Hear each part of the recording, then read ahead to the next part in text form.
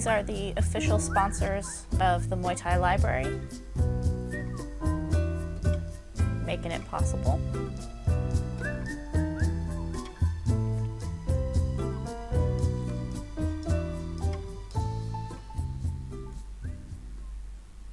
So this library session is with Crew Diesel, who is incredibly well known for being the trainer of Pet Boon Chu and Yo Tin, who is very in right now. He's a trainer at FA Group in Bangkok. This is driving in Bangkok. And it's known as a Muay Khao gym, which is the knee style. And it's known as that because of Crew Diesel and the fighters that he has produced out of there.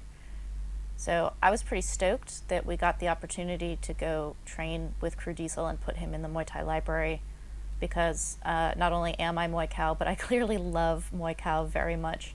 And I was very interested to learn from a teacher who had produced such prolific and successful fighters in the style.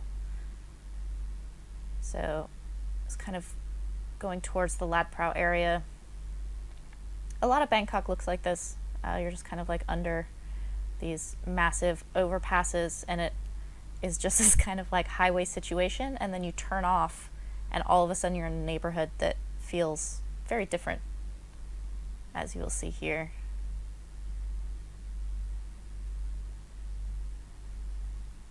This was in the morning, like after regular training there, so there were still people at the gym, but it was kind of the relaxed between training session times. We're stopping at a 7-Eleven to get some water. Here we go again.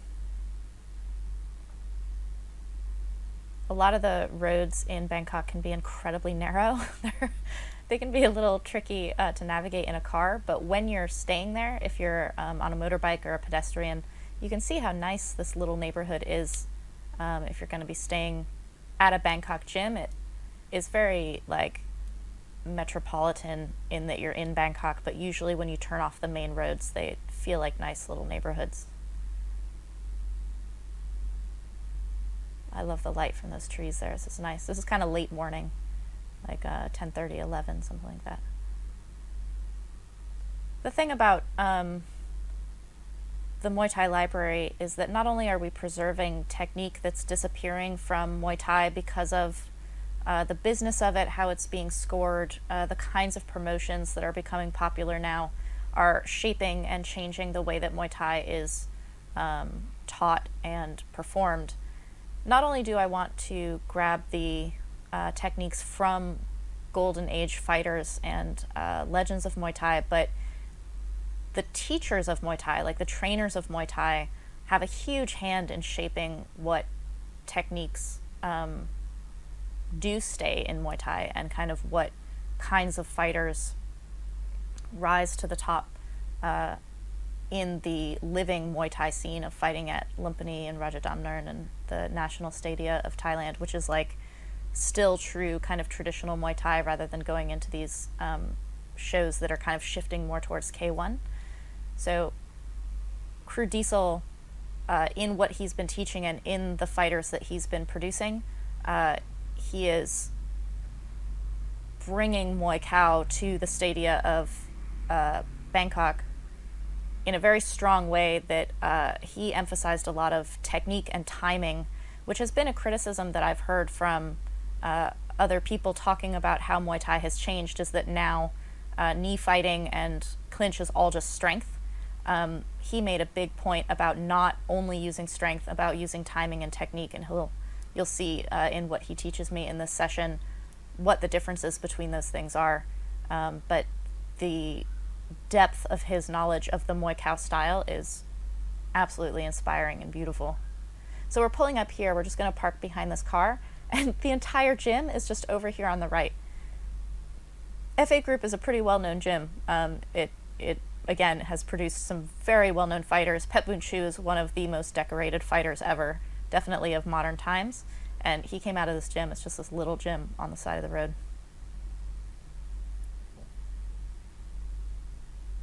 So we got there, and Crew Diesel was sitting on the ring. That's him, having his Emroy Hasit energy drink, getting ready for me, and he just told me to warm up a little bit. He has a cool voice. You guys might be able to hear it kind of underneath the audio a little bit. It's very like raspy, but he has a very good way of explaining what element of a technique he's trying to draw out. So I'm just shadowboxing, warming up, kind of feeling the space. The area that we're looking from is just an open area of the gym. There's not a lot of bags. They're kind of around the sides. And then the ring, as you can see, is very lifted up, kind of above everything else. And something that I've heard about FA Group and proved to be true in the way that Crew Diesel offered me this private session is that they clinch first, which I think is very cool to like start your session out with clinching, especially as a Muay Thai gym. You're basically exhausting yourself before doing anything else, which creates incredibly strong fighters because you can move through fatigue, but also learn how to use technique at certain moments in order to be able to continue being strong all the way through. Something that Diesel Noi says all the time is that of all the styles, Muay Thai is tired all the time. So Crew Diesel, in the way that he runs this gym, absolutely uses fatigue as part of the like endemic state of the gym, which I think is very cool.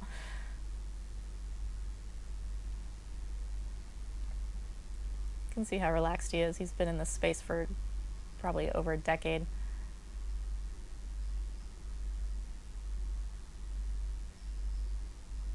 The thing about any style, like in Muay Thai, there are different styles. Like there's femur, which is very technical. There's kickers, there's boxers, elbows, and Muay Thai. Those are kind of gross descriptions of what people have styles or what they like to do. When you come into a gym that's Muay Thai, it doesn't mean everyone is going to be exactly the same. It's not like a cookie cutter or stamp that people are going to be the same. But by focusing on Muay Thai, what you can expect is there's going to be emphasis on clinch, emphasis on staying very close, and emphasis on being incredibly strong in terms of an endurance sense. And so for me, it was interesting being a Muay Thai fighter, coming and training with Crew Diesel. He's going to be teaching Muay Thai, but it doesn't mean, oh, you're already Muay Thai, I'm Muay Thai, everything's the same. It's actually learning different vocabularies and techniques within that style and kind of expanding it from the inside. The first thing he had me do was like 20 minutes of clinch with one of his fighters. This is his fighter up here in the ring waiting for me. His name was Bia. I went under because I've never been to this gym before and I was being polite, and Crew Diesel immediately was like, you can get in relaxed, which means going through the middle ropes. So if you're a woman at FA Group, you can go through the middle ropes in that gym. It's a cool space.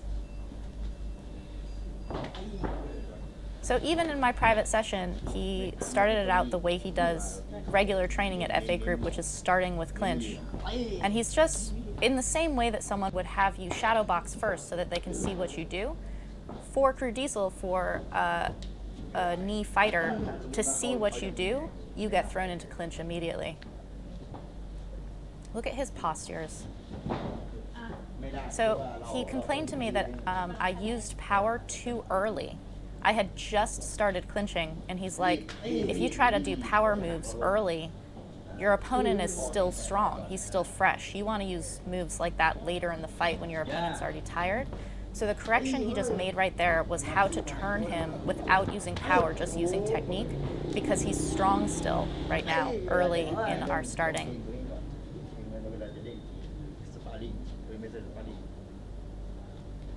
So he wants me to jump on my knees. When you're clinch sparring in a gym, you want to use the inside of your leg so that you're not kneeing with your kneecap with your training partner. If you're going to add a jump to that, you're still using the inside of your leg, but an important point about training in Thailand is you are not pulling your knees in a very strong way. You use the inside of your thigh so that you don't hurt your training partner, but it's also so that you can go a little bit harder. So adding this jump in, the reason he wants me to do that is so that I can't be tripped while I'm kneeing, because a lot of timing in Muay Thai style and in clinching is when your opponent is kneeing and they're on one leg, that's when you can trip them. So he's basically bringing me into the air, one, to make my knee look way more dynamic so that the back row can see that point, but also to get up off the ground so that I can't be tripped while I'm on one leg. I'm basically on no legs.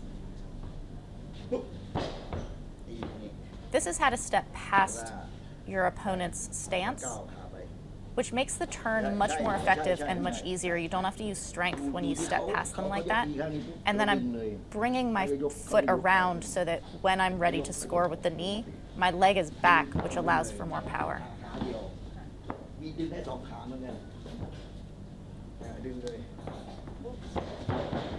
So see how I timed that with Bia's knee coming up? He's on one leg, and the closer I keep him to my body, the more efficient my spin is going to be.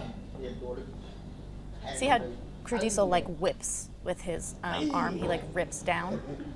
That's to have an explosive momentum instead of trying to muscle it. There he goes. Bia does that really well.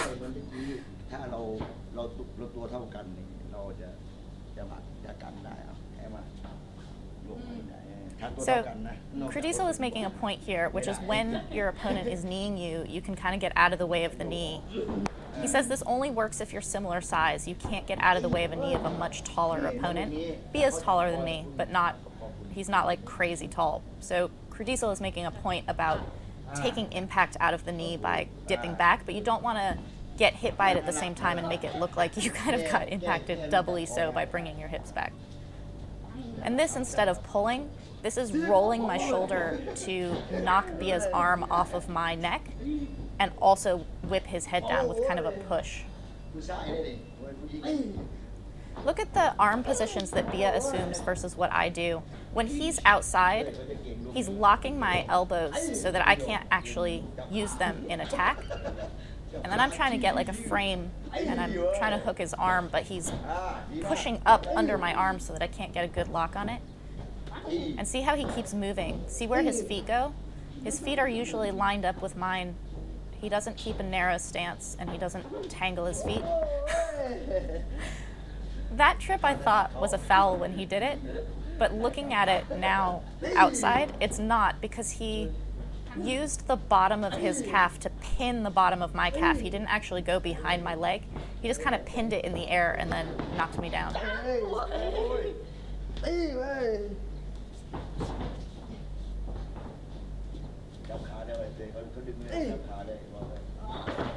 So there, sometimes you can catch someone's leg as they're kneeing. You just kind of pin it and then you can attack their standing foot. Diesel is saying you don't have to do it the way I just did it. As they're kneeing, you kind of parry the knee to the side and like scissor your arms to go in opposite directions. And he says this is a much better chance of your opponent being knocked over than catching it and trying to trip them on the standing leg, because it's an off-balancing act. And you kind of like scoot the knee past you so that you don't get hit by it.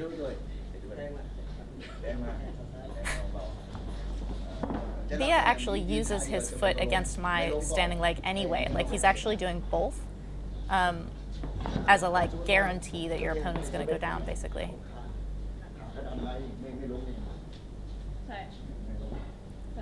So if someone is blocking and they put their leg between your legs, they won't go down because they have like a little brace. So you have to do it before their leg gets between your legs, which is one of the reasons why you kind of scissor your arms and do this really quickly.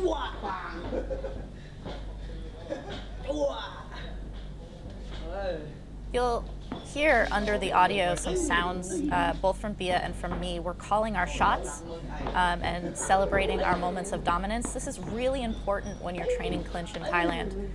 It's endless. You don't do rounds and you don't stop, and there's not a lot of like, let's drill this instruction. It's this kind of like endless playing around, an expansion of vocabulary and reaching to different opportunities.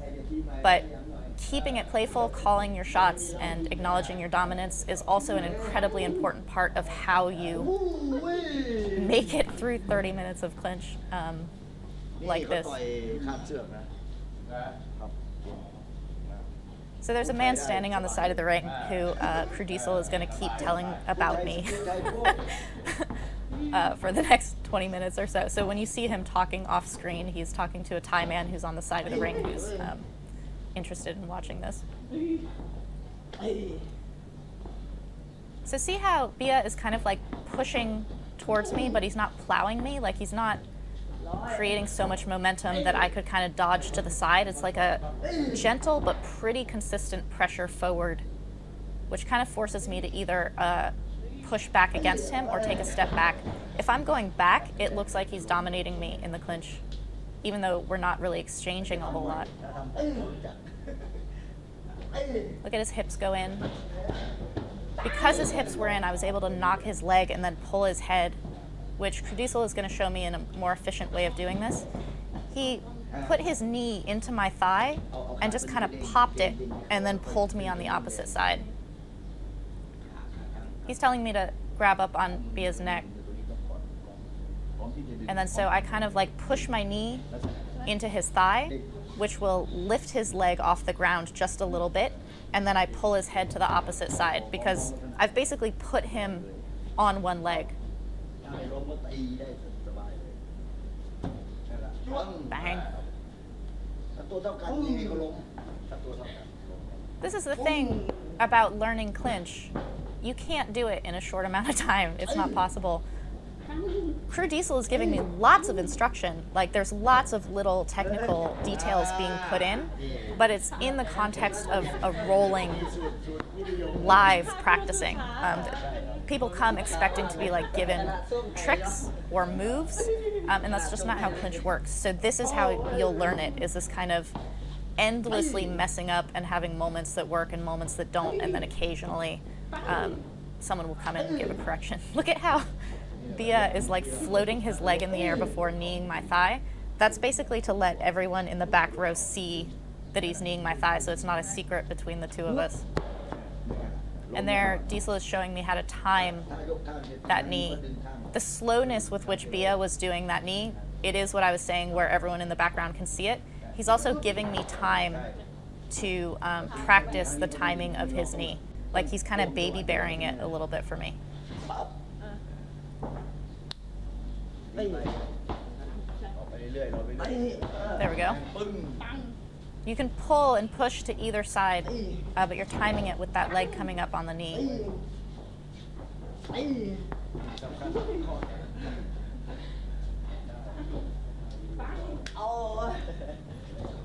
So Bia just slapped my leg, so I played back. This is another thing in when you're playing and clinching and sparring, is what someone does to you, you want to try to get that same move back on them. It's a way to steal techniques from other people. His jump is actually really nice.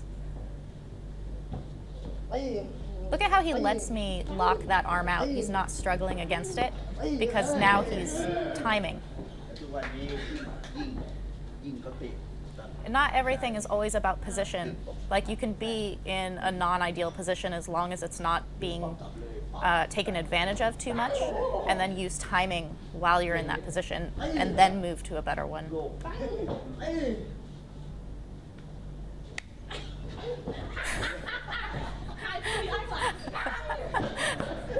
He was trying to trip me and it didn't go.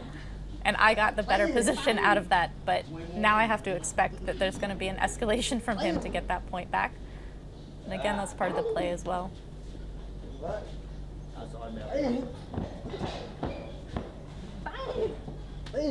So Diesel came over to show me something, but because I had a dominant moment, he waited.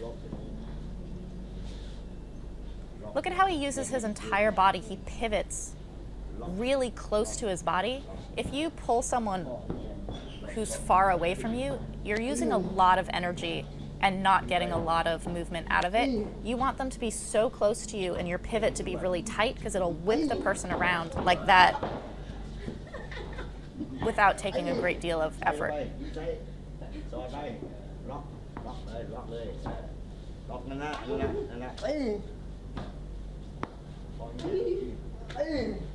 So Diesel wanted me actually to lock behind his neck, but I couldn't get up there, so I've hooked his arm instead. This is where he was trying to get me to go. But my elbow is behind Bia's shoulder. Now that it's in the front, I can create the space that I need to kind of move him a little bit. But this is the thing about clinch being broken so much and so fast in a lot of these shows. You actually can't allow it to develop into other things. Look at how Crew Diesel is watching.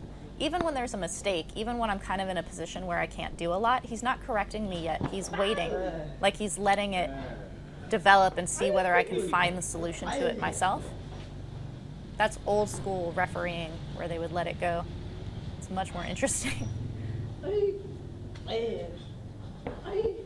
So look at Bia's position. He's arm hooking me and he's got one arm on my neck. So he can attack, but he can also time if I try to knee him back.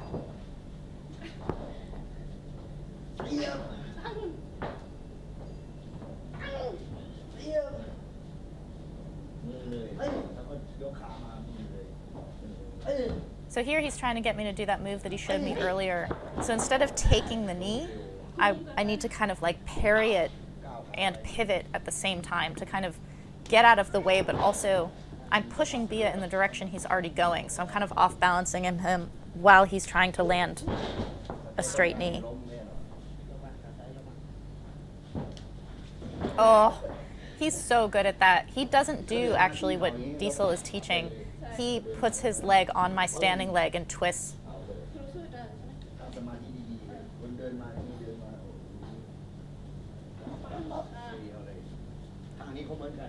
Look at the body position that Diesel assumes when he's doing that. He brings his hips back a little bit so that he can clear the knee, but he is not like way leaned over.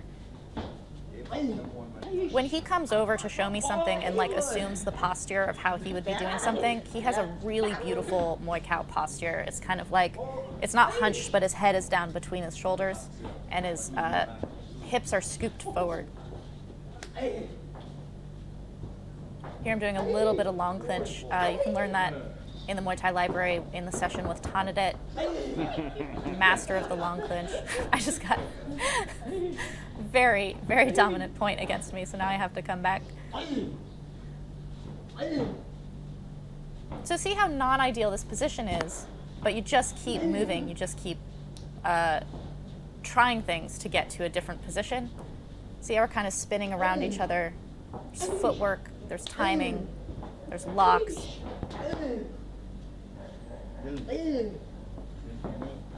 See how he's just giving me a little bit of a suggestion with, he's like, your arm is on the neck, so use that for timing because I'm being kneed.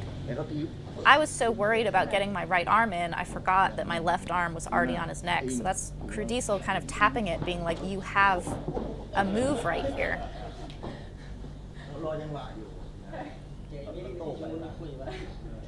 Bia's much bigger than me. He's taller, he's heavier, he's more technical. But when you have your hand in the right position, you always have this opening for that timed turn, which is why you always want to get in your frame at least 1 point. There, my hand on his neck. He threw me without even using his arm.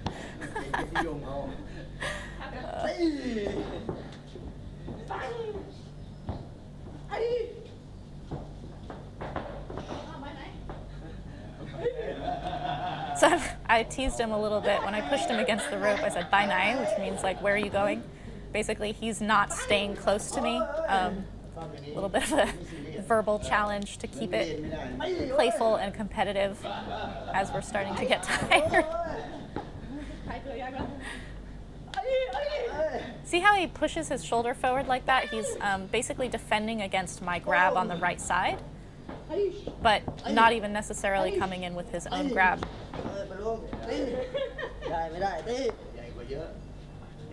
Look at the timing of his knees. Like as we're wrestling up top, he's timing those knees to basically keep me distracted. No, he's cheating. He's like holding my wrist. You actually can't do that in fights, but it's funny nonetheless.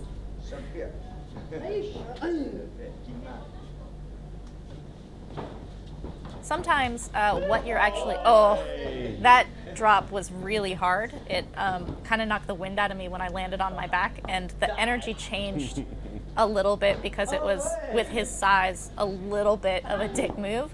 So there's a little bit of a change here in how we're clinching, but this also happens in long sessions of clinch, is you start getting more tired, the energy changes, you kind of get a little bit more real competitive and trying to get someone back, and you just have to move through those things.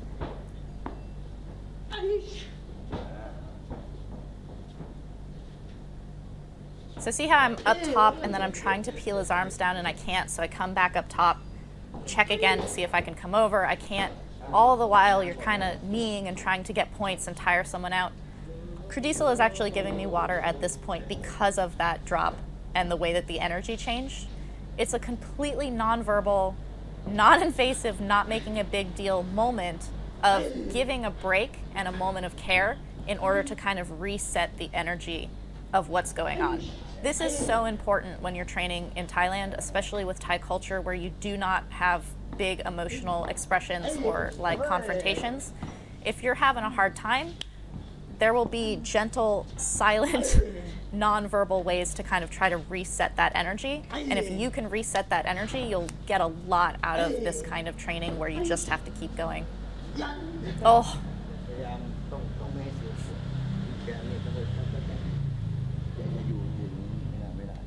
So Diesel is showing me here, one, why it's important to be on the inside, but he's also showing how, see how Bia's arms are on his elbows? Because Bia's arms are on Diesel's elbows, Diesel can't really elbow. So anytime, whether you're inside or outside, you want your like hooked, gloved hands to be on the elbow joints of your opponent in order to control their ability to, one, swim in, but two, so that they can't elbow you. People who do jiu-jitsu will totally know that, like joint control. So here I'm controlling him from the elbows. Even though I'm not using my wrist on the left side, I have an arm hook, but it forces him to make much more broad attempts at changing his position than it would if I weren't controlling his elbows.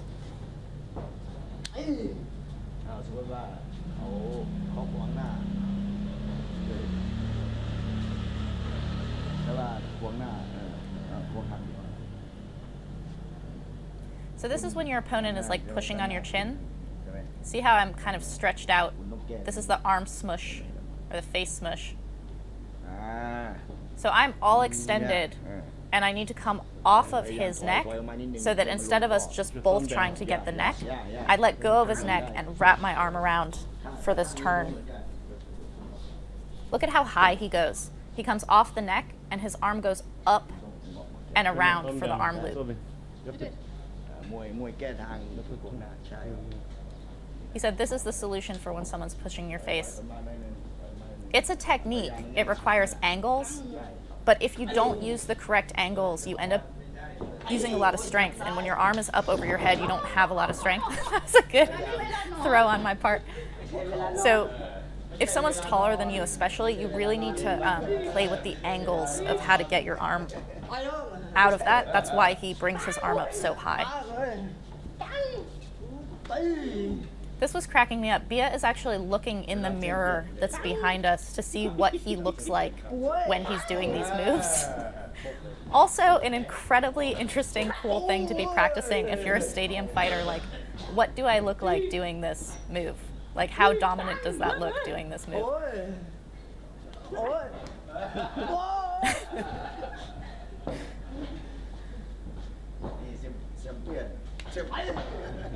Diesel keeps saying champion, pointing to me, and I think what he really likes is that I just keep coming back at Bia. Like, I'm getting thrown around and dominated pretty good, but I keep closing the space back on him, which is a Muay Thai ethic.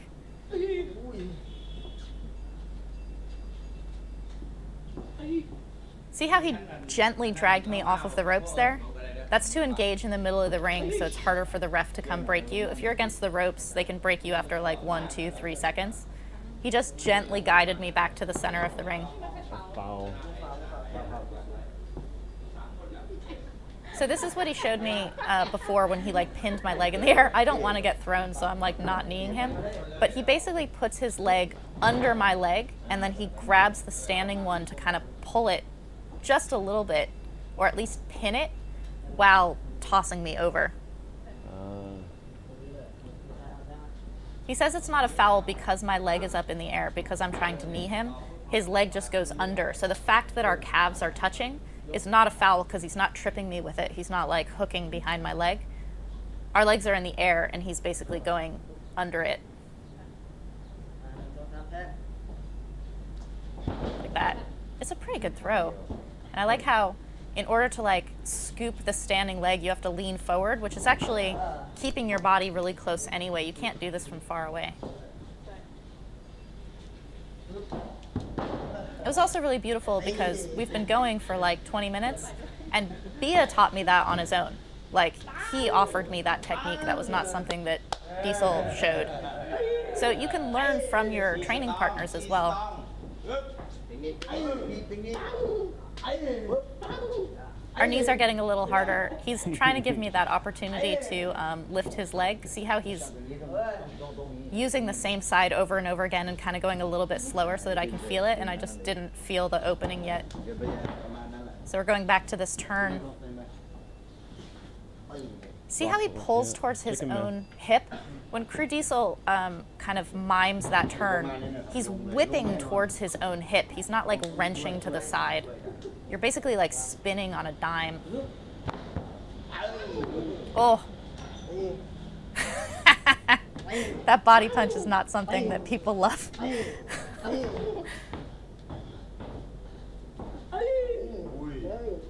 So we're pretty good locked on each other. I have one inside and one outside, which is the same thing Bia has. So we're actually 50-50 in terms of positions. So what I need to do is time him for turns to get a momentary advantage like that. I used timing to throw him on the ground, and it was actually so unexpected that he had to defend himself to the guy on the side of the ring. He was like, she's very strong.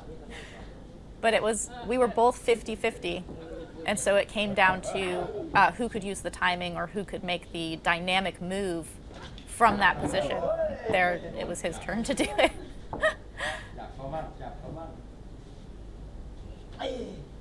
Look at how upright he is. That's his move that I used against him. That was good.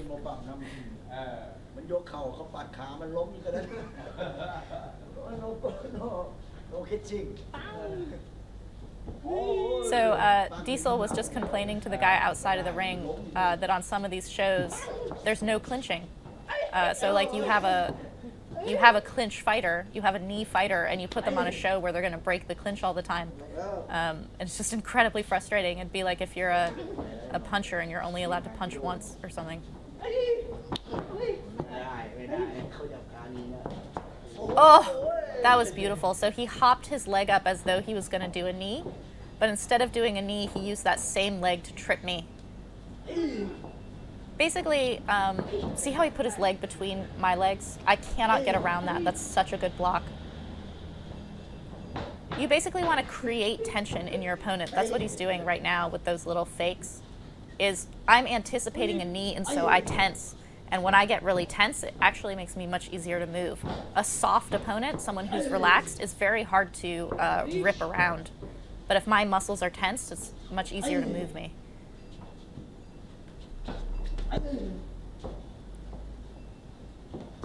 And so just the way I was saying he dragged me backwards, just so casually, he also pushes me forward very casually. Like nothing is rushed, nothing is like super like push-pull.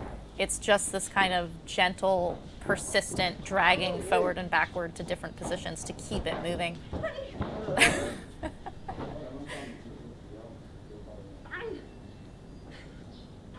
There we go. So thank you, Bia, for that amazing clinching. Now, Diesel started me out with pad work. One of the things about doing pad work with anybody new is that you kind of have to get used to whatever their thing is. I did not feel very much awkwardness at all starting pad work with Crew Diesel. I credit this to the fact that he is so focused on Muay Thai that the distance he wanted me at just felt good to me. So see how he has me reaching across his neck?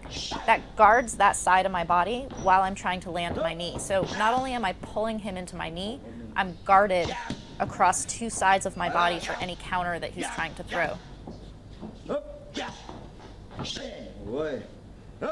And pay attention, if you're watching, to the patterns he creates in terms of what strikes. He's not calling for them. He doesn't tell me what he wants. But by looking at what patterns he's putting forward by the kick and the knee and the punch, you can see how he thinks about closing distance as a knee fighter to get to your knees. He wanted me to have a wider stance here so that when I turn him, my leg is ready to throw a really powerful knee. If your feet are close together, even when you turn, the knee that you throw afterwards is not going to have power on it because your stance is just too narrow.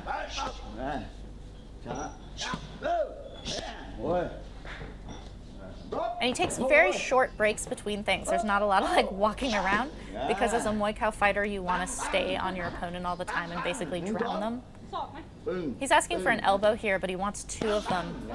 So you're like upward elbow and then over.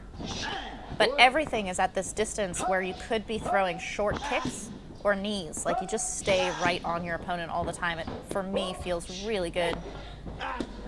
But when you're at a gym, who your trainer is or who your pad man is shapes the distance that you're going to stay at in a way that you might not even be aware of.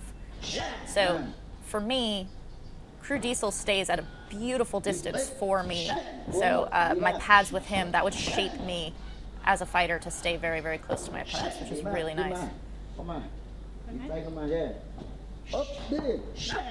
So see how he's teaching me to do that like deep turn and then the knee?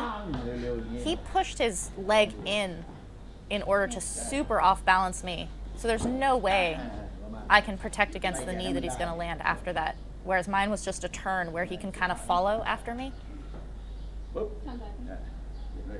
Look at his hips being in. So when your opponent puts their hips in like that, that's why you can trip their legs and like dig your knee into the meat of their thigh. A lot of people, when you grab them for the clinch, know to put their hips in. So this is basically taking advantage of the fact that they're protecting themselves from your grab. Look at how nice he flows between striking and clinching and then back out again. So he's putting his hips in. That's the invite for me to twist him. But I'm not taking the cue to interrupt his legs quite so much because it's not my instinct yet. I don't feel it yet, but I do know at times where that technique is being asked for.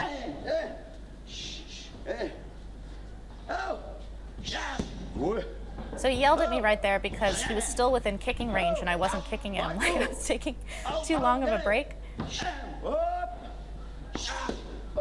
Technique for a style is not only what we think of as technique. It's a lot about proximity and timing, about not letting your opponent get too far away from you at any given point.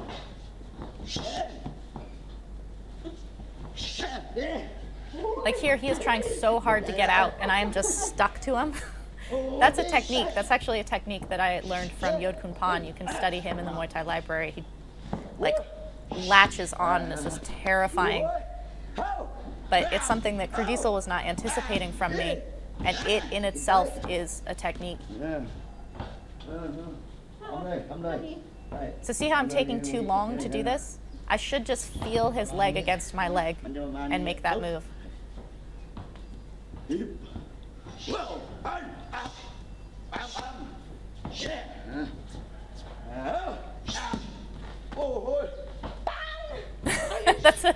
That's a Diesel Noi move to knee the hamstring. Look at how he immediately grabs, or he'll like hit me back to make my guard honest. He does this a lot. With his arm, he'll go to the outside and he ends up kind of pinning my arm against his body. See what he's doing with his right arm? He does this a lot. This is a brilliant move because it's actually not it's not an advantage position. So the opponent's not going to be panicked about letting that arm be there. But because he's pinning the arm, I actually can't move it, but I'm not aware I can't move it until it's actually too late. He thought he was going to get out there. No.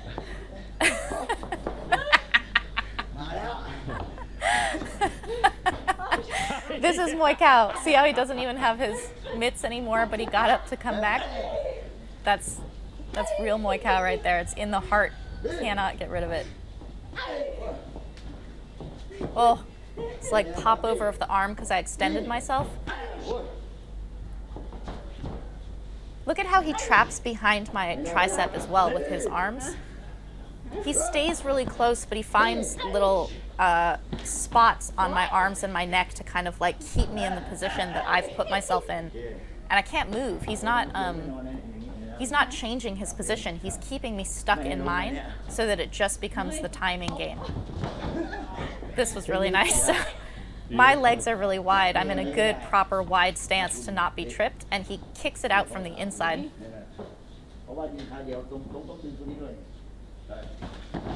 So the reason that works is you're forcing your opponent to be on one leg. You're basically kicking their leg into the air.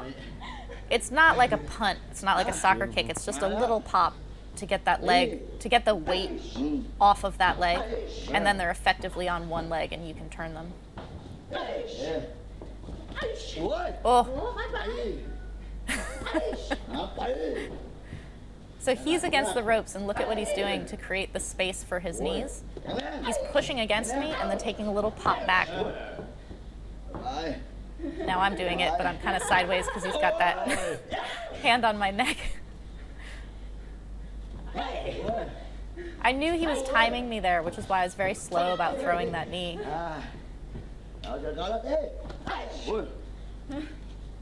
Look at how immediately he has his hips back and then he stands in. Like, watch as he changes his body position to kind of like accordion his hips in and out. When his hips are in and my hips go in, that's why he can drag me like that. See how he's controlling my arm from the elbow on his left side? And now he's actually in a position that I was in earlier, but he's elbowing around my extended arm. Oh, this is so awesome. If they let clinch go the way they used to in the Golden Age, you would see fights like this. They just keep going. See how he takes a few steps back and he's kind of got this like John Wayne body posture, but then he steps back in. He times coming back into the fray. So beautiful. In the gray shirt down there, that's Sai. Sai helped me set up this session. Thank you, Sai. He was training at FA Group for a long time.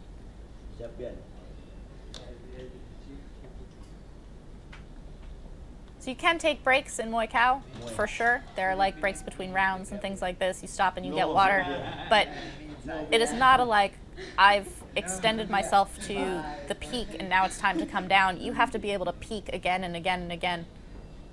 And that's the way that Diesel teaches people. Like, you can feel how he teaches people in his gym with this like endless energy and kind of like, okay, cycle down for a second, get some water, get some air, and then it's right back up.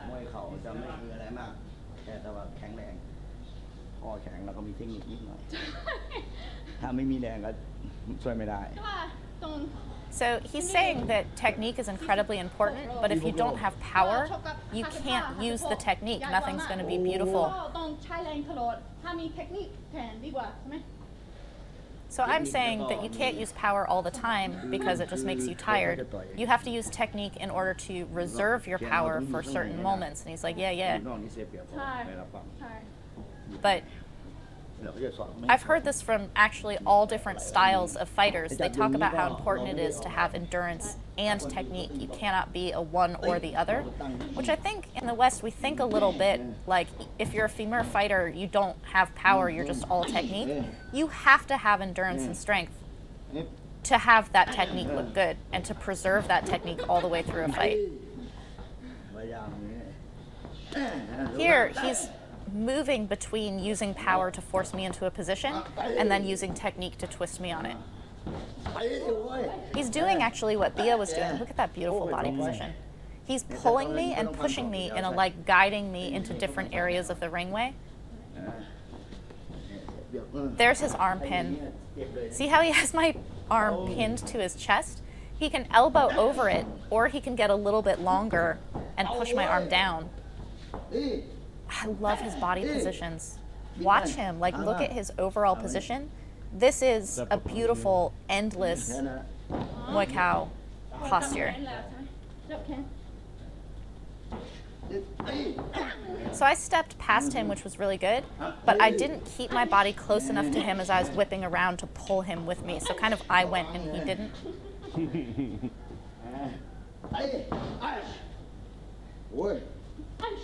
Look at where he's putting his elbows. He's putting them on the front of my shoulder to kind of keep me at that distance. And he's using his head.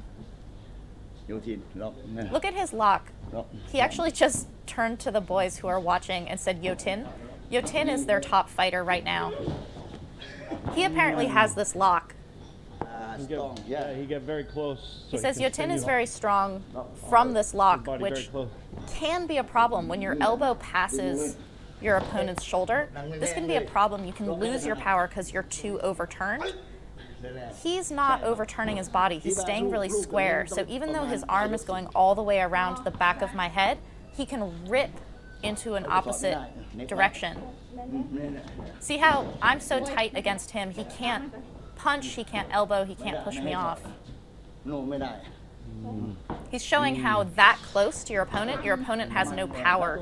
They have no strength to push you off because you're too close. But it's you have to use your legs to get out of the way, but he uses his feet. Look at his feet to whip around. He pivots so hard. He just popped his right knee forward. That would go into the opponent's thigh. So he pushes against the opponent's thigh, which forces them to take weight off of that leg, and then he does that pivot. See how his elbow is behind my head? That is a tight lock, but he's not overturned on it. See how he's squared up in front of me? Yeah. So now he can interrupt my leg and turn. There's no way I can stop that. There's no fucking way.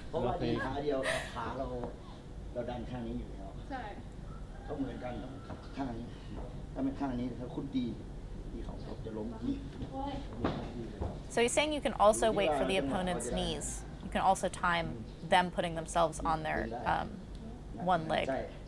Put in your butt. yeah, I don't. So he's saying you don't have to be really tight. Like you can be a little bit relaxed.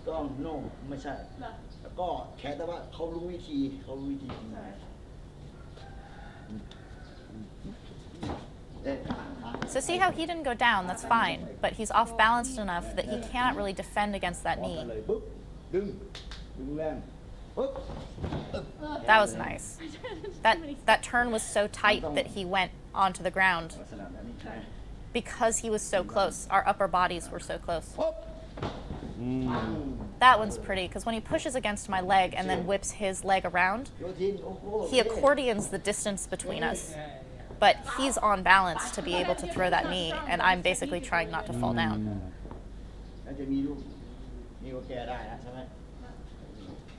So here again is when you're both extended, and that's what he was showing me when I was clinching with Bia. I need to lift my elbow to push his arm, and then I can come around with the arm loop.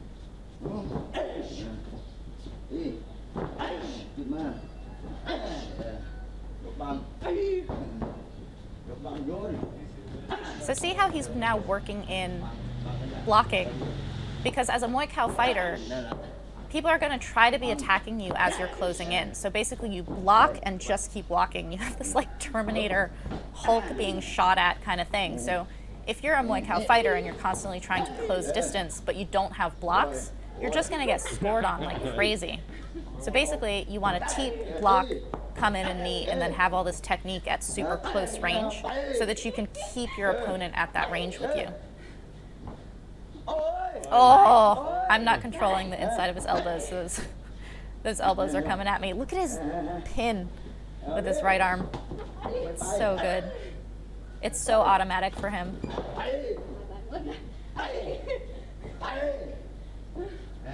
When you get into the corner, it can be a problem here.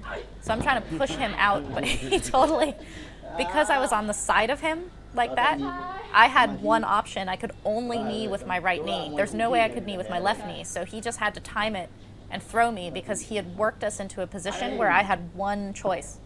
So it was very obvious and predictable.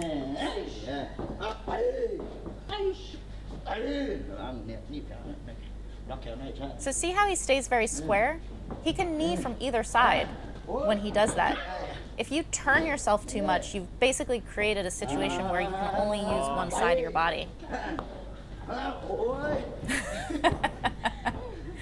These are punctuated moments of power rather than like pushing power. Oh. Tried to do a body lock, not gonna work because I had my elbows on the front of his body there. So now he's forced me into the body lock position so he could teach me something. So see how our legs are touching? Because they're touching, I can kind of knock his leg to the side. There he's showing how to break out of it. So if someone has my body, I want to break out of this, I put my leg up on his leg and kind of like hollow out the center of my body. If we don't fully break, I've created enough distance that I can land a straight knee. He breaks, creates the distance, and uses that for a turn.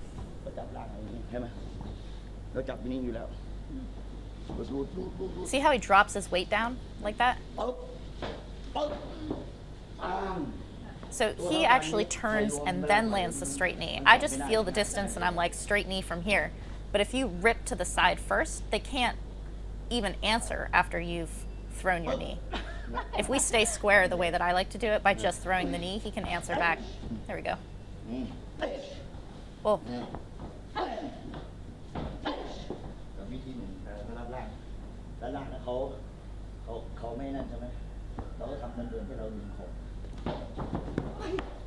So see, from the same distance of that body lock, you can dig your knee into the meat of your opponent's thigh and twist.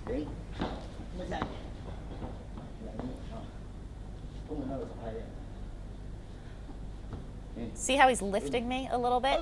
So he uses his knee to pop my leg, but then he's lifting just a little bit for the twist. It's not a lift, it's a pull. But he's pulling towards his own hip. ใช่ เราต้องหัดบ่อย ใช่ ๆหัดบ่อยๆว่าตัวเราเจอคนที่อ่อนกว่า ค่ะ อ่อนกว่าปั๊บเรา He's ทำ saying นี่ if you เราจะรู้เลย have ว่า an วิธี opponent หัด who's not as strong as ปรากฏ you, ว่า all of คุณ this is much ปั้ม easier. กับเขายัง But ไม่ if เก่ง you have an opponent who's very strong, you have to use these little techniques in order to make them weak at a second, and then you can turn them. คนเก่งมันต้องใช้สมองทีนึง Chai samong. That means like use your brain. รู้เลยว่า It's something you'll hear a lot in Thailand, samong, samong. They also use a loan word, they say IQ. They don't just mean being like super like technical, evasive. They mean think about what your opponent's options are or how to get them in the position that you want. You know that they have to tense up when you do something, or you know that they'll be relaxed when you do something else. And you have moves within those pockets that you're ready for at any moment. It's like you're kind of planning ahead a little bit. ก็เหมือนกันถ้าคุณดึงครั้งนี้วิธีเขาเตะครั้งนี้ Oh. คุณลบปรับเซฟ So right there, he's saying when the opponent has turned you, you know they're going to land the knee of their leg that's behind, so you attack their standing leg. That's what he means by samong, or like you know what body position your opponent's going to be in when they do something, and you know what the opening is from that body position. There we go. That was what he taught me earlier, where you like push instead of pulling from the side of the neck. So here he's trying to kick my leg, and I just move my leg out of the way and use that same leg to kick him. Oh, this is why you don't want to reach out too much. Like, you want to have a long guard, especially as a knee fighter, but you can't leave the arm out very long. It's got to be like a pulse. When I left my arm out, he just shoved it to the side and I was sideways. You can see too in the positions that he assumes, he does not leave his arms long very often. He's constantly contracting them back to a semi-bent position because it's much harder to move someone's bent arm than it is to move someone's extended arm. So you extend for a minute to create space, but then you always want to like contract back to this position he's in right now, which is kind of like a bent arm lock. Oh, it's very cool. Oh, his elbows, inside and outside, just depending on where my arm is.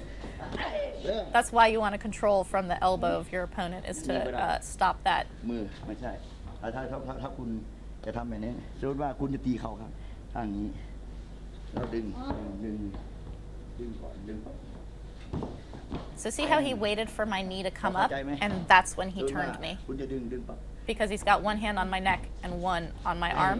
So he's basically steering me like a big wheel, but he waits for my leg to come up because then I'm on one leg and the pivot is really deep. แต่ว่าเราจะดึงที่เขาตีมาเขาจะดึงเขาตรงไหนมันถึงจะถูกวิธีเห็นว่าไม่ต้องล็อกแบบนั้นต่อตรงนี้ไม่ได้ถ้าผมจะตีเขานี่นั่นแหละนี่นะสำคัญคือปุ๊บบางคนเขาจะเด้งอย่างนี้ So I'm pulling towards his standing leg, but I'm not stepping close to his standing leg. Again, the closer you are to your opponent when you do these turns, the farther they go with much less effort on your part.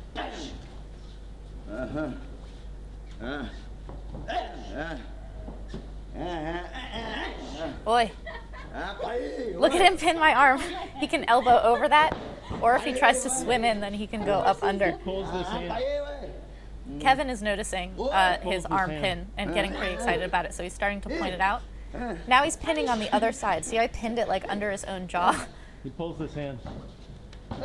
It forces me to deal with whatever his arm is doing, which makes it much harder for me to focus on landing knees on him or getting a better position or turning him.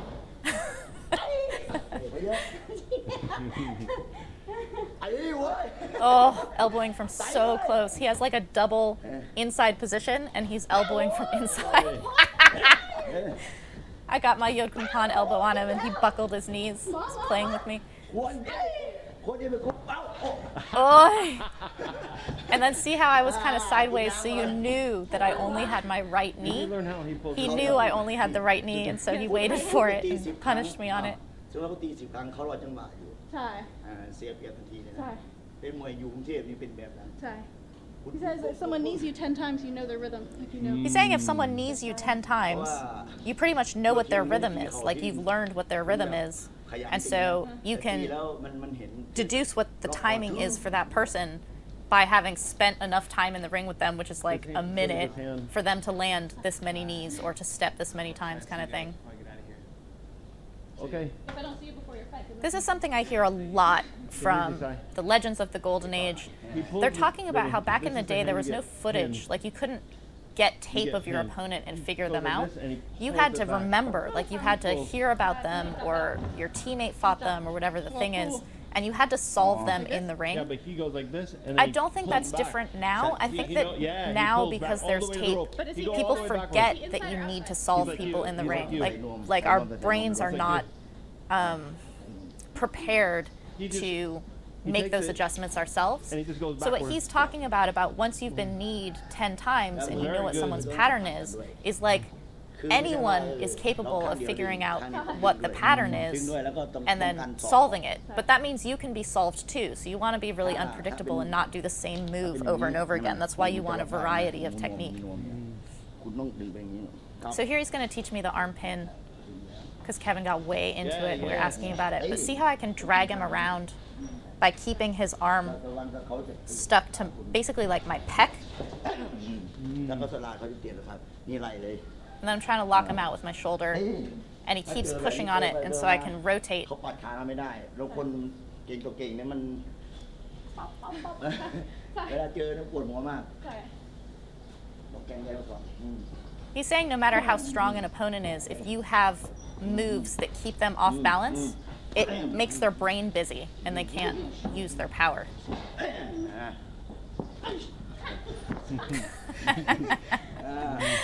He caught my knee and dropped me to the ground. super casual like. เนี่ยนั่น But see how my arm is outside his arm? That's why you can do that like shoulder roll and kind of pull around to the side. He's about to do it. See how he closes his shoulder and just rolls, and now he's more or less to the side of me. ทำคอยาวเนี่ยเขามวยเขาให้เสร็จเลย He says, don't let your, how do I say that? Call yao means like a long neck. He's like, don't have a long neck. Like, close off your neck. มวยเขาเขาจะกะมวย See how he's using his shoulders? He's like, this is Muay Thai. You have to close your neck all the time so that they can't get a lock on you. ได้ไม่แรง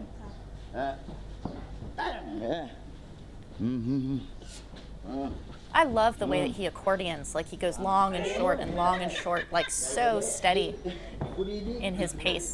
ไปอยู่เลยโอเค There's the turn. นั่นละไป And see how I created distance with that teep, and so he's holding for that distance until I can close back in. There's like, understand where you are and then work your way somewhere else. Like, don't just, I'd rather be kneeing so I have to rush forward. Like, you're already far away, so you throw the teep or the kick first. Oh. I tried to trip him on his strong straight knee, and it didn't go because I didn't do the simultaneous like scissoring with one arm going one way and the other arm going the other way. I only did one side. Boy.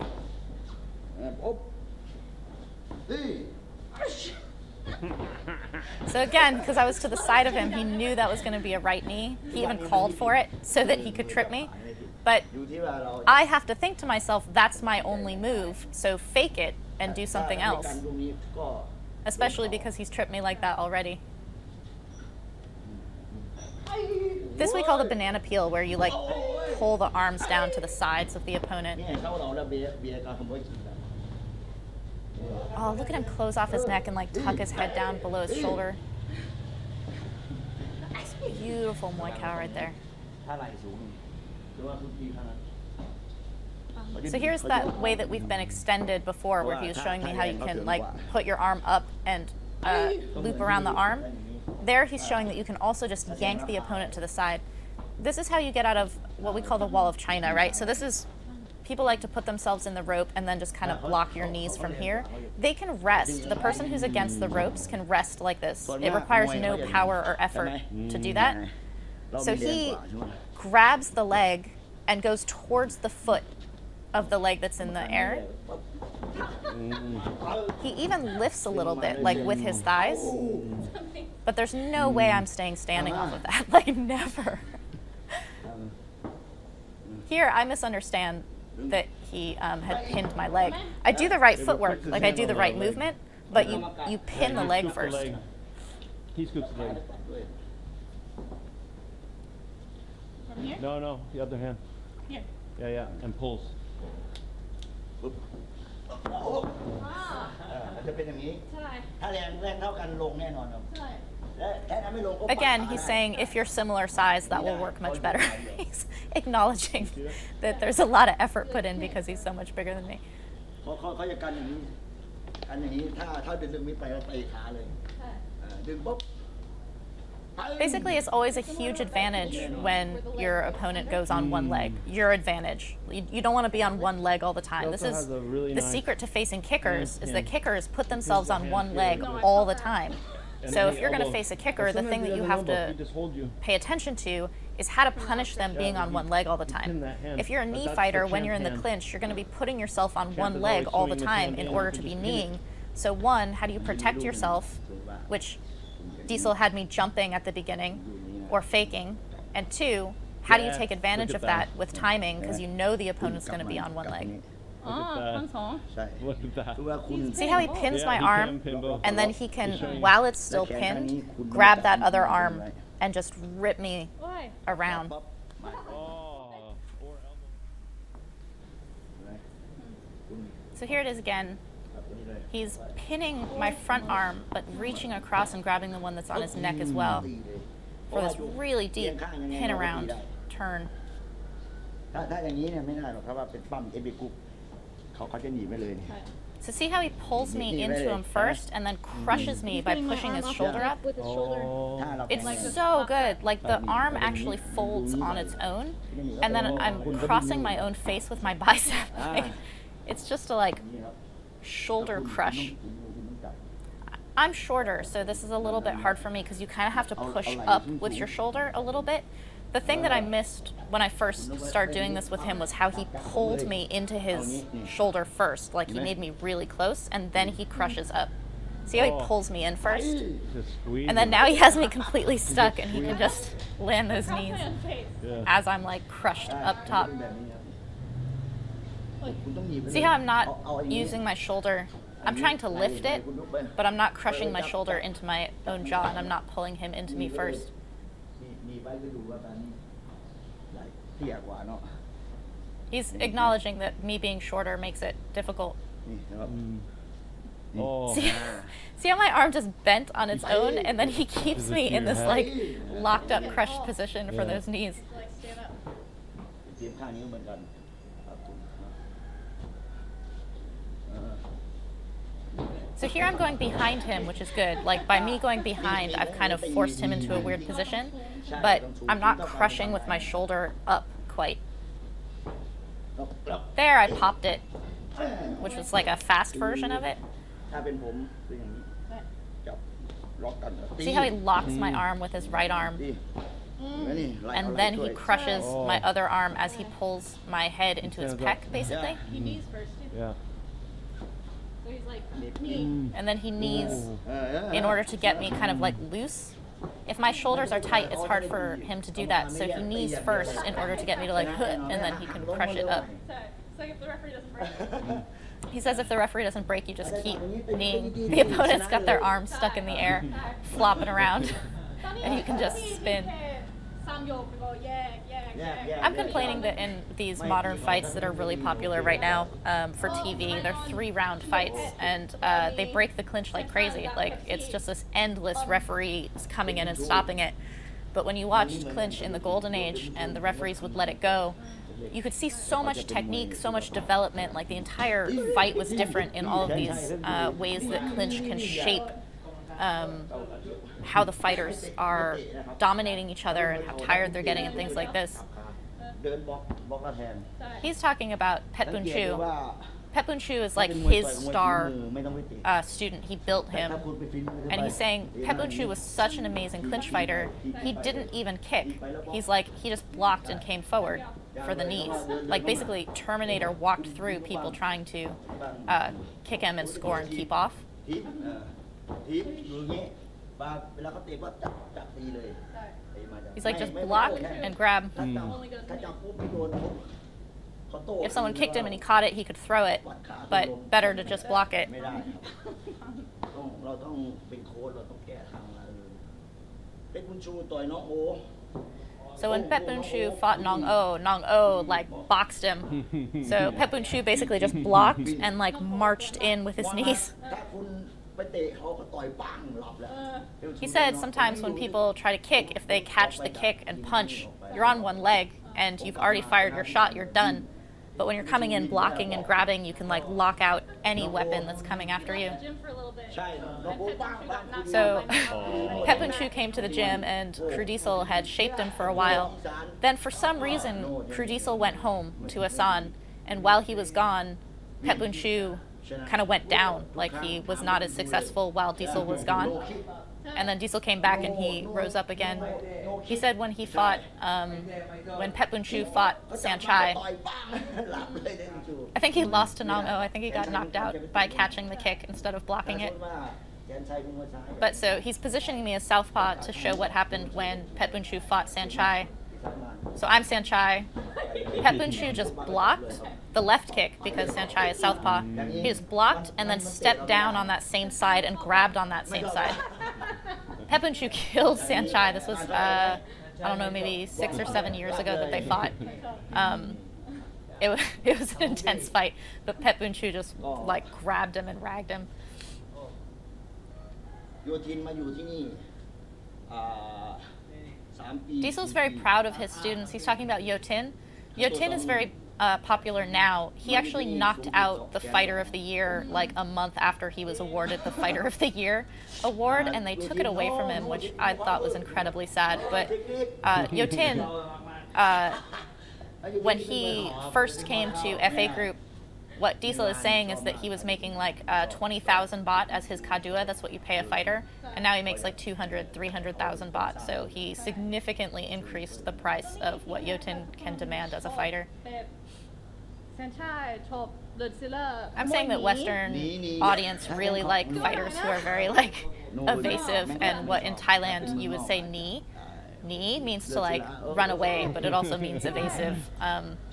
It's not Muay Thai, but I think that people are starting to appreciate Muay Thai now more than they did a few years ago.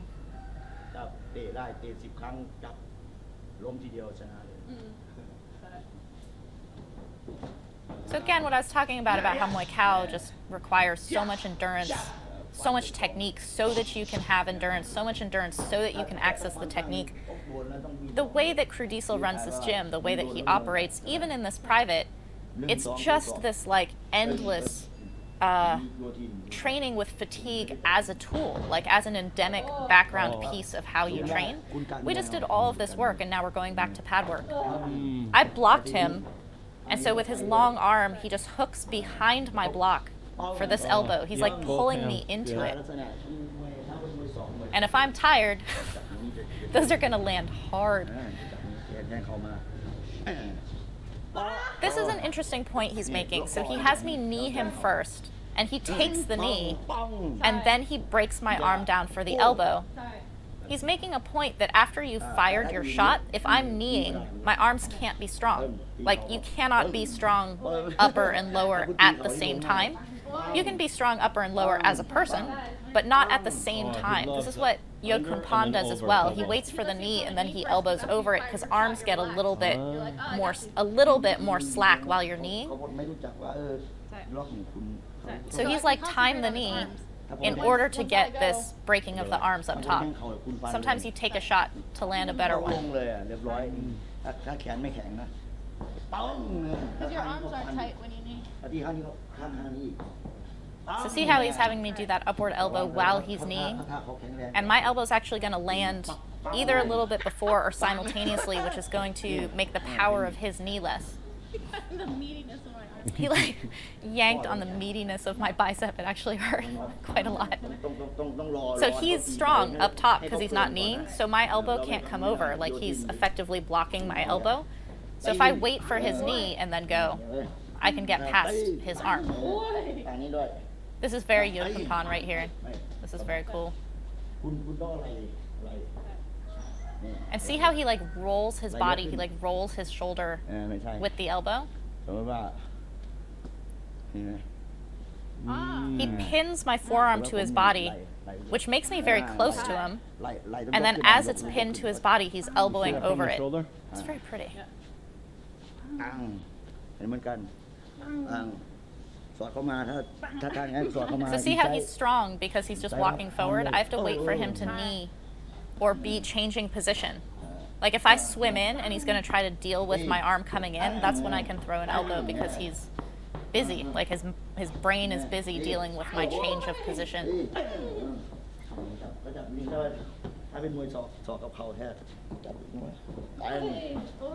So in that case, he kneed first in order to be able to land his own elbow because I'm dealing with having just been kneed.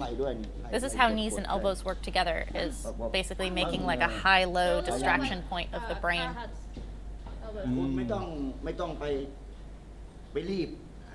Mairi means like don't hurry, like don't rush. Take your time with things. He's got my arm pinned. It's not the second he pins my arm he has to go. He's got it pinned and he's kneeing me, and then he feels his opening and he goes. Look at his position with his elbows in towards his body and his arms kind of loose. That's the like T-Rex position. That is like classic, good, comfortable clinching position. Oh. And then he knees on the other side. There's nothing. You would just be like so overwhelmed by this. My pacing is good, but I actually don't feel which side to do yet. Boy. He feels it. He knew where that opening was, and he moved from inside to outside. Soccer kick. He like soccer kicked my leg out right there. It was a little bit off camera. มันจะมีจังหวะถ้าเป็นพันศพลงแน่นอนครับอันนี้เขาเตะขานี้ลง ใช่ ครับจังหวะ So he's saying that when someone throws an elbow like that, all their weight is coming onto their front leg, which is why he was able to kick out my leg, because he knew where my weight was going to be because of the elbow I was throwing. Yep. Elbow back. So I'm actually staying a little bit farther away at the end of training because I'm tired than I was at the beginning of training when I was a little bit more in like the Muay Thai aggressive state. That's okay. He's just holding for more kicks because of where I'm standing.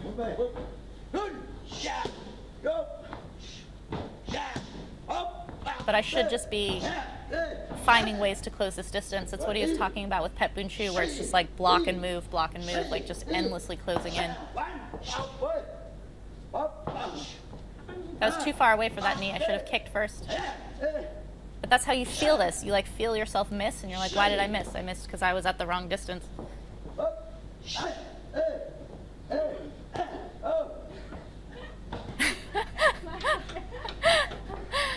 He's not letting me be tired. See how he's like pushing me back to the center of the ring? He's like, stop that.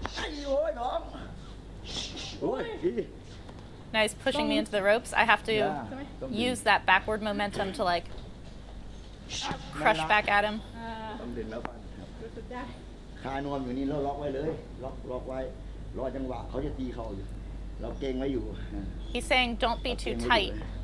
Just use timing. เก่งทีเดียวเลยครับ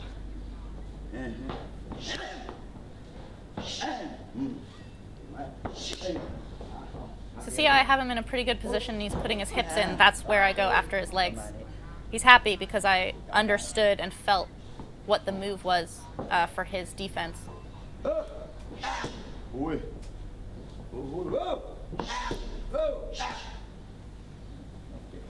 This is why he keeps his arms bent all the time. See how when I put my arm out long, he's immediately parrying it.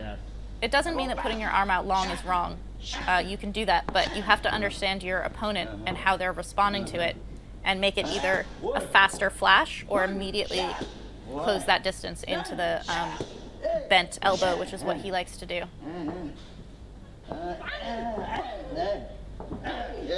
Look at how he like postures up right after being kneed to like create opposite positions for me to have to deal with. Oh, that's my move. He got put down by a Sylvie move.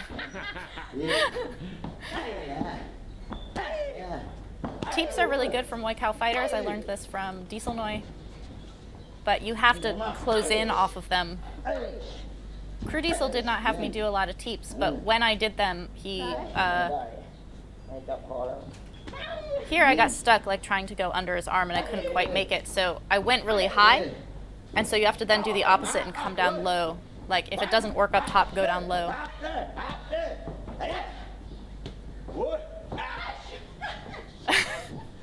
And that's why Pet Bunchu doesn't kick. ตัวเล็กถ้าตัวเท่ากันเก่งมาก He's saying if you fight someone your same size, there's no way. I don't fight people my size. But it's nice that he can feel what the energy and the power is in that style and in that position, because he's an expert of it. He teaches it and he shapes people in it. So I was stoked to learn from him and for him to work on my style with what he knows and kind of like make these embellishments and corrections in it. It's really beautiful.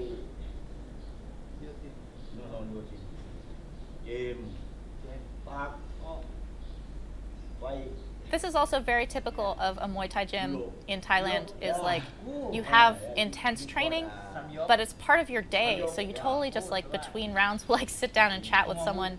At my gym, you'll see people just like lay down in the ring at the end of training and have like a 30-minute conversation about the fighters or something like that. It's very woven into like your daily life. It kind of blends together with what you would be doing in that day.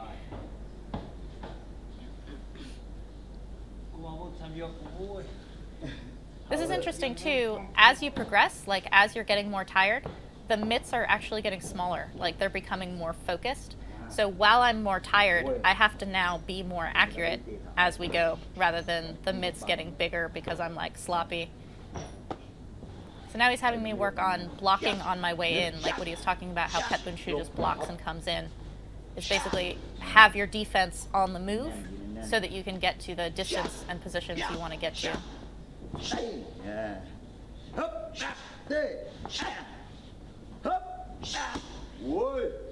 He likes my kick, which is nice. See how he interrupts my guard? Like he makes me really believe in it by kind of messing with it as he's changing positions.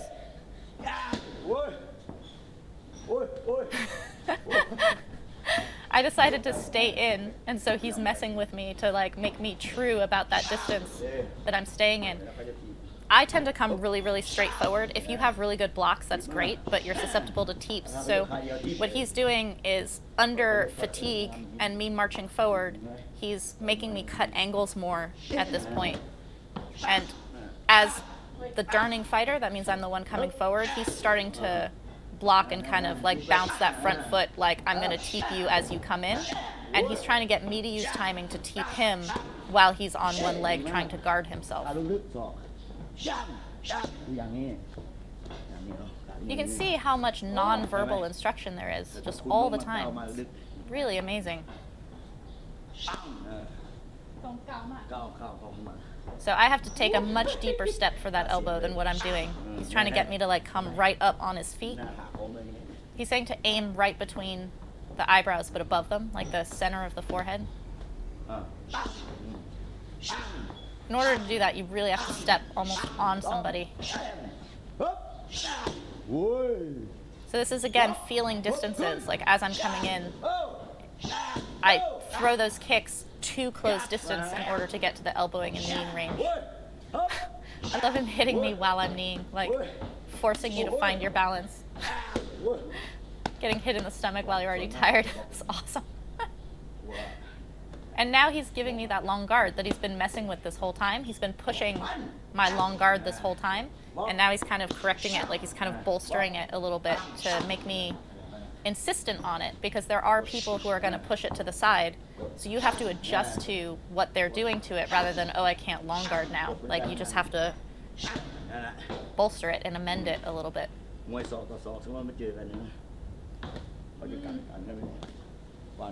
So he's saying if you're going to elbow, you actually go around someone's guard. See how I was in a guarded position and he was just pushing it from side to side?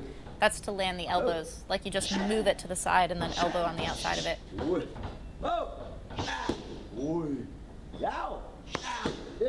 Yelling yao. Yao means long. So those kicks are the long weapon. Dun means to pull.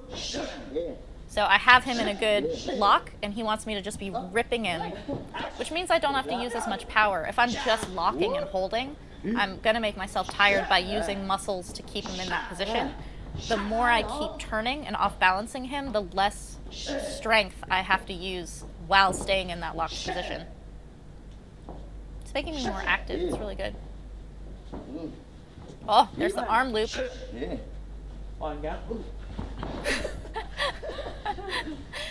The gentle milady trip.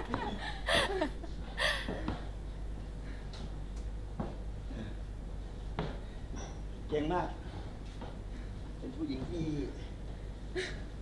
Oh, that was a lot of fun. That's Crew Diesel. It's the head of FA group.